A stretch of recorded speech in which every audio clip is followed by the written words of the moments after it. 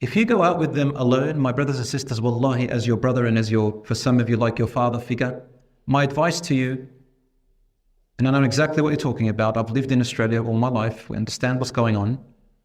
It's going to be worse for you. Why? If you go out with someone, the idea is that you think that you're going to know them because you are with them, you're talking together. It's not about how long, it's about the quality of the time and what you get to know about them.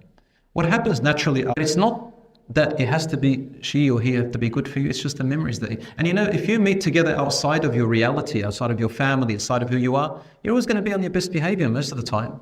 Now you might go forward and then you'll start knowing the person's personality a little bit more, but you still don't know how they are around family, around their real friends. You haven't really asked about them in where you should. There's emotions happening here.